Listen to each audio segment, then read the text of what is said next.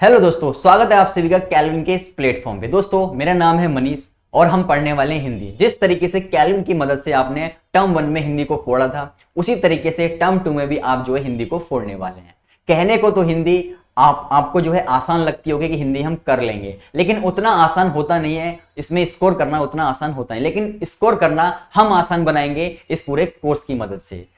इस पूरे कोर्स में हम चीजों को, चैप्टर्स को डीपली समझेंगे, उनके पीछे की कहानी को हम समझेंगे, जिससे आप जो है क्वेश्चन आंसर याद करना जो है भूल जाएंगे, छोड़ देंगे। क्वेश्चन आंसर याद करने की आपको जरूरत नहीं पड़ेगी, क्योंकि आप खुद अपना आंसर बना पाएंगे, क्योंकि सारी की सारी कहानी जो है आपको खुद याद होगी। तो चलिए दोस्तों, स्टार्ट करते हैं आज के सेशन को और देखते हैं आज हम क्या पढ़ने वाले हैं। तो दोस्तों आज हम पढ़ने वाले हैं कर चले हम फिदा। कर चले हम फिदा एक काव्यांश है, एक कविता है जो कि आपके टर्म 2 में आने वाली है। तो बात करें कर चले हम फिदा, ये किसके द्वारा लिखी गई? ये लिखी गई कैफी आजमी के द्वारा। अच्छे से पता होगा, चैप्टर का नाम ही है कैफी आजमी कर चले हम फिदा। चलिए अगर बात करें, इनका जन्म जो है, इनका जन्म 19 जनवरी 1919 को आजमगढ़ में हुआ। आजमगढ़ के मजमा गांव में हुआ। वहीं इनकी मृत्यु 10 मई 2002 को हुई। इनका जो रियल नेम था अतहर हुसैन रिजवी था। इनका जो रियल नेम था अतहर हुसैन रिजवी था, जो कि बाद में जाने पहचाने लगे कैफी आजमी के नाम से। इनका ये एक बहुत अच्छे जो है लेखक थे, एक बहुत अच्छे कवि थे, एक बहुत अच्छे शायर थे।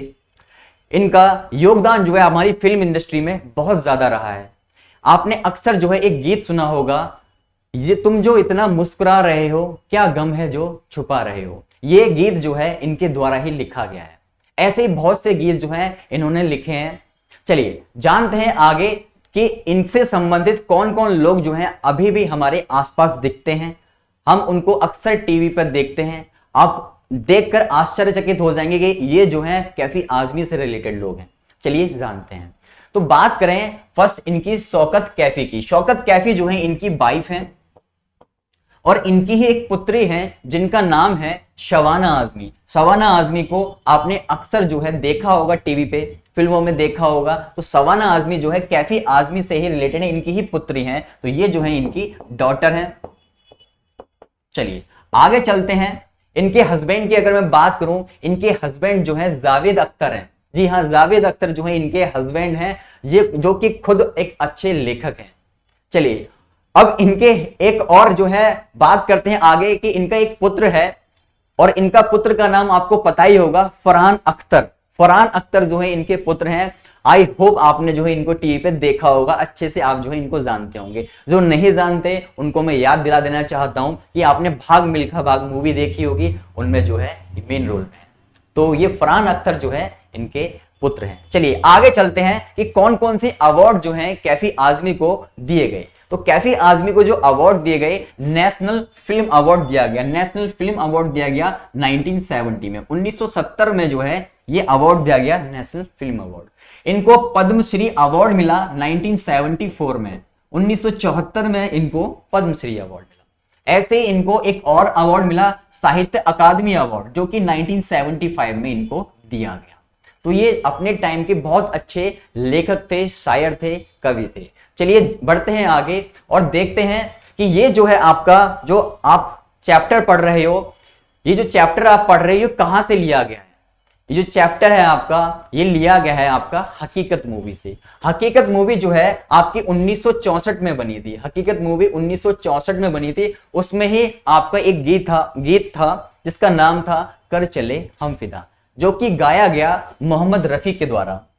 मोहम्मद रफी के द्वारा जो है इस गीत को उस फिल्म में गाया गया। हकीकत मूवी 1964 में बनी। 1964 में इस हकीकत मूवी को बनाया गया, जो कि आधारित थी आपके, किस पे आधारित थी? ये आधारित थी आपके भारत और चाइना के युद्ध पे। भारत और चाइना के युद्ध पे जब चीन ने हिमालय की तरफ से जो है अटैक किया, उत्तर भारत की तरफ से जो है अटैक किया, तो भारत ने इसका जो है डटकर मुकाबला किया और खूब लड़े थे वो हमारे जो सैनिक थे, और चीन को भारत में घुसने नहीं दिया। चलिए आगे बढ़ते हैं और जानते हैं काव्यांशों की व्याख्या, ये है आपका यहां से मेन चैप्टर स्टार्ट होता है। लेकिन मेन चैप्टर को स्टार्ट करने से पहले मैं आपको कुछ बता देना चाहता हूं। इनकी एक शायरी है, इनका एक शेर है जो कि मैं आपको सुनाना चाहता हूं। जी हाँ, शेर सुन के ही हम इस चैप्टर को स्टार्ट करेंगे और आगे हर चीज को जो है इसी तरीके से समझेंगे। तो इनके द्वारा एक जो है शेर लिखा गया, इंसान की ख्वाहिश की कोई इंतहा नहीं, इंसान की ख्वाहिश की कोई इंतहा नहीं, 2 गज जमी भी चाहिए 2 गज कफन के बाद। ये जो है शेर इनके द्वारा ही लिखा गया, यानी ये आपके कैफी जी थे, इनके द्वारा ही इसको लिखा गया। चलिए बात करते हैं आगे, बात करते हैं हम अपने जो है चैप्टर को पढ़ने वाले हैं। धीरे धीरे हर इस चैप्टर की हर एक लाइन को हम समझेंगे और आपको कुछ भी जो है याद रखने की जरूरत नहीं है। जस्ट इसके जो आपका पॉइंट है ये सारे आपको याद रहेंगे, तो आप खुद जो है अपना आंसर बना पाएंगे। चलिए जानते हैं, अब पढ़ते हैं इस कविता को जो कि लिखी गई है कैफी आजमी के द्वारा। कहता है, कर चले हम फिदा। हर एक पॉइंट को हम अच्छे से समझाएंगे आपको, जिससे आपको कोई भी कंफ्यूजन नहीं होने वाली है। कर चले हम फिदा, फिदा का मतलब होता है न्योछावर, न्योछावर। जानो तन, जानो तन मतलब होता है प्राण और शरीर, प्राण और शरीर।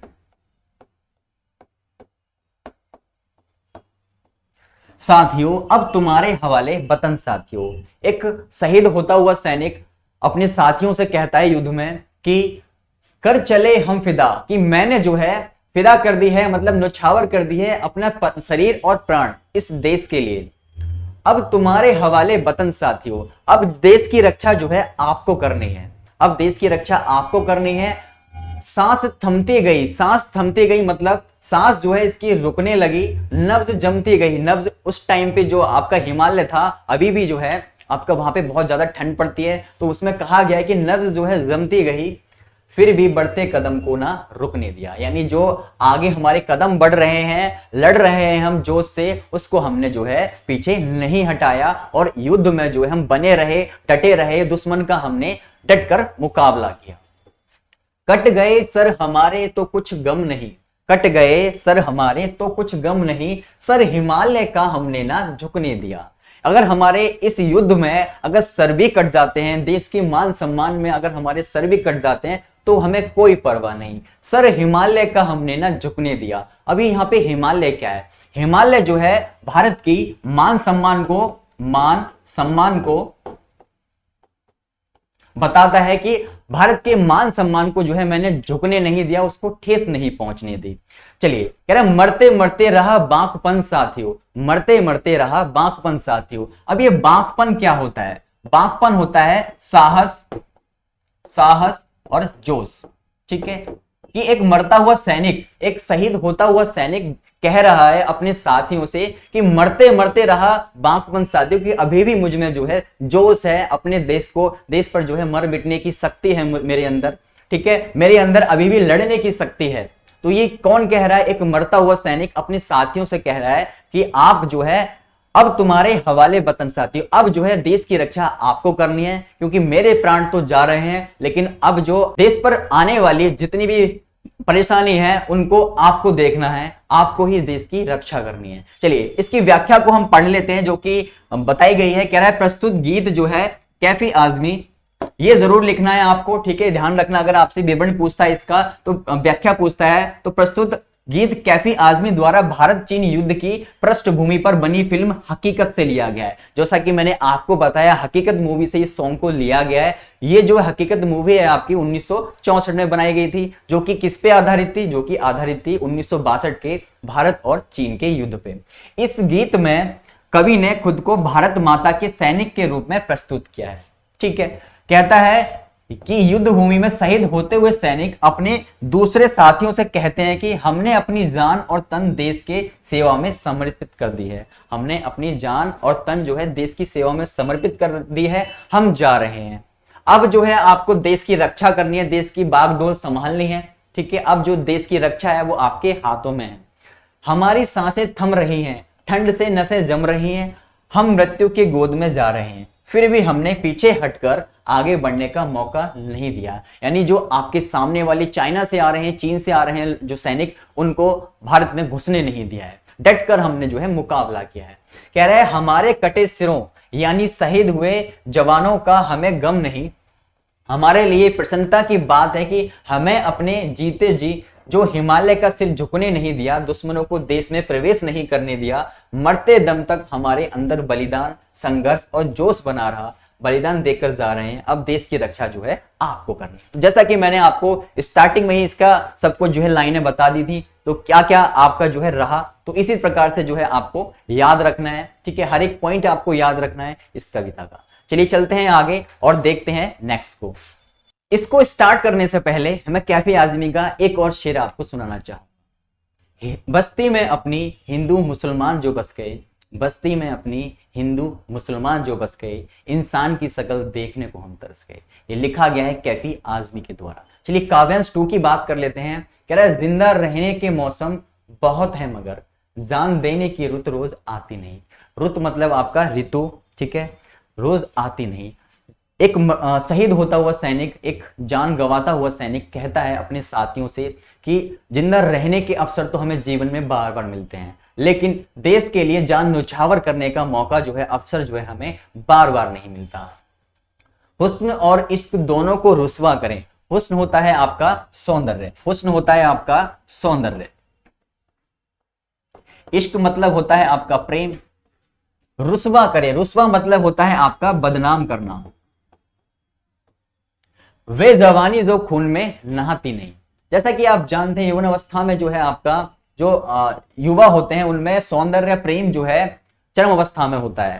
ठीक है, उस टाइम की उस जवानी को अगर आपने देश की रक्षा में यूज नहीं किया, देश को सुरक्षित रखने के लिए अगर यूज नहीं किया, तो वो जो जवानी है आपकी वो बेकार है। यानी आपको हर हाल में जो है देश की रक्षा के लिए आगे बढ़ना चाहिए, देश को अपने सुरक्षित रखना चाहिए। आज धरती बनी है दुल्हन साथियों। जिस तरीके से दुल्हन सजती संवरती है, उसी तरीके से जो हमारी भारत माता है वो हमारी जो है दुल्हन की तरह सजी हुई है। अब तुम्हारे हवाले वतन साथियों, और उस दुल्हन की रक्षा जो है आपको करनी है। ठीक है, तो ये जो काव्यांश है ये कैफी आजमी के द्वारा लिखा गया। चलिए व्याख्या अगर हम बात करें कि व्याख्या जो है यहाँ पे बताई गई है, तो आपको पढ़ के मैं बताता हूं। कह रहा है कवि एक सैनिक के रूप में कहते हैं कि व्यक्ति को जिंदा रहने के अवसर बहुत बहुत बहुत मिलते हैं, जैसा कि मैंने आपको बताया, परंतु देश के लिए जान देने के मौके कभी कभी मिलते हैं। यानी जो अवसर हैं ये बहुत कम मिलते हैं। जो जवानी खून में सरोसर नहीं होती वह प्यार और सौंदर्य को बदनाम करती है। यानी जो जवानी देश के लिए काम नहीं आती वो जो है आपका सौंदर्य को बदनाम करती है, प्रेम को बदनाम करती है। सैनिक अपने साथियों को संबोधित करते हुए कहते हैं, यानी सैनिक जो है एक मरता हुआ सैनिक, शहीद होता हुआ सैनिक अपने साथी से कहता है कि आज धरती बनी है दुल्हन साथियों, दुल्हन बनी हुई है, यानी ये हमारे आन बान और शान का प्रतीक है, इसलिए रक्षा करना हमारा कर्तव्य है। तो मैंने जैसा कि आपको बताया कि एक दुल्हन के रूप में सजी हुई है, जिस तरह दुल्हन की रक्षा उसके हस्बैंड के द्वारा की जाती है, उसी तरीके से आपको इस देश की रक्षा जो है करनी है। चलिए आगे बढ़ते हैं, अब चलते हैं काव्यांश 3 की तरफ। काव्यांश 3 में कहता है रहा कुर्बानियों की ना वीरान हो, तुम सजाते ही रहना नए काफिले। कुर्बानियों की ना वीरान हो, कुर्बानियों का मतलब होता है बलिदान, बलिदान। वीरान हो, वीरान का मतलब होता है सुनसान हो।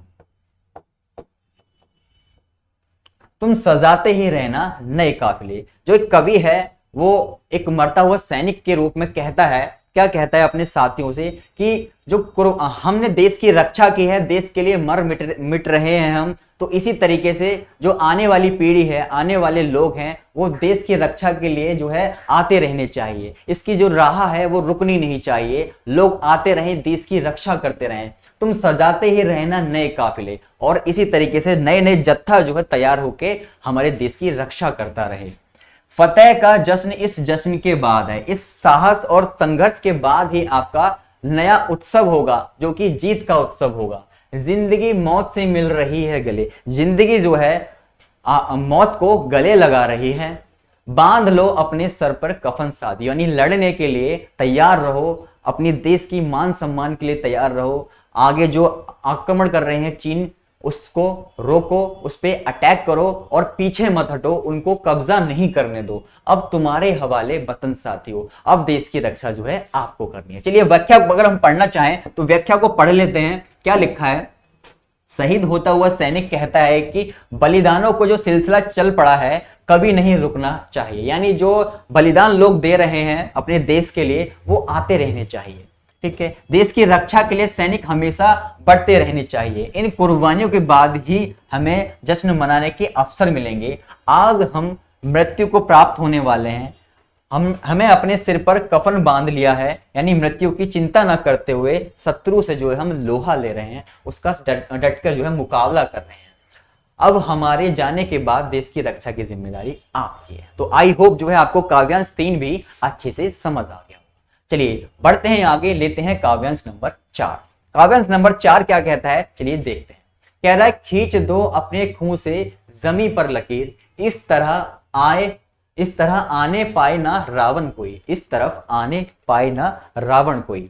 तो काव्यांश में इसकी व्याख्या हम आपको बताते हैं। कह रहा है, खींच दो अपने खून से जमी पर लकीर। तो एक जो मरता हुआ सैनिक, शहीद होता हुआ सैनिक कहता है अपने साथियों से कि धरती पर एक ऐसी जो है रेखा खींच दो, एक ऐसी लाइन खींच दो कि इस तरफ आने ना पाए रावण कोई। रावण का मतलब होता है शत्रु, कोई भी शत्रु जो है भारत माता की तरफ जो है आने ना पाए, उसमें घुसने ना पाए। तोड़ दो हाथ अगर उठने लगे, अगर कोई हाथ जो है भारत की मान सम्मान की तरफ उठता है तो उसको तोड़ डालो। छू ना पाए सीता का दामन कोई। तो यहाँ पे जो कवि है उसने सीता का दामन मतलब भारत माता को जो है सीता के रूप में यहाँ पे दर्शाया है। कह रहे, राम भी तुम और तुम ही लक्ष्मण साथी हो, अब तुम्हारे हवाले वतन साथी हो। जिस तरीके से लक्ष्मण ने अपने सीता माता के लिए कुटिया के चारों ओर लक्ष्मण रेखा खींच दी थी, उसी प्रकार जो है आपको देश की रक्षा के लिए एक रेखा खींच देनी है, जिससे जो देश की रक्षा है उसमें शत्रु कोई भी ना आ पाए। कह रहे, अब तुम्हारे हवाले वतन साथियों, अब जो है देश की रक्षा आपको करनी है। चलिए व्याख्या पढ़ लेते हैं। सैनिक अपने बलिदान से पहले अपने साथियों से कहते हैं कि आओ हम अपने खून से धरती पर लकीर खींच दें, जिसके पार जाने का कोई भी रावण रूपी शत्रु हिम्मत ना कर पाए, यानी कोई भी अंदर ना घुस पाए। भारत माता को सीता माता के समान बताते हुए, जैसा कि मैंने आपको बताया कि कंपैरिजन किससे किया गया है, सीता माता का भारत माता से। ठीक है, चलिए कह रहे सैनिक कहते हैं कि अगर कोई भी भारत माता का आंचल छूने का दुस्साहस करे तो उसका हाथ तोड़ दो। भारत माता के सम्मान को किसी भी तरह की ठेस नहीं पहुंचनी चाहिए। जिस तरह राम और लक्ष्मण ने सीता की रक्षा के लिए पापी रावण का नाश किया, उसी तरह तुम भी शत्रु को पराजित करो और भारत माता को सुरक्षित करो। अब तुम्हारे हाथों में जो है भारत की बागडोर है। चलिए आई होप आपको जो है काव्यांश 4 भी अच्छे से क्लियर हो गया होगा। तो चलिए बच्चों, ये थे इस कर चले हम फिदा पोयम की यानी कविता की व्याख्या। आपने अच्छे से इसको समझा होगा। चलिए मिलते हैं नेक्स्ट वीडियो में, और इससे रिलेटेड जितने भी एनसीईआरटी में क्वेश्चंस हैं और जो आपके प्रीवियस ईयर में क्वेश्चन पूछे गए हैं उन सबको हम देखने वाले हैं। तब तक के लिए अपना ख्याल रखिए, खुश रहिए। जय हिंद, जय भारत।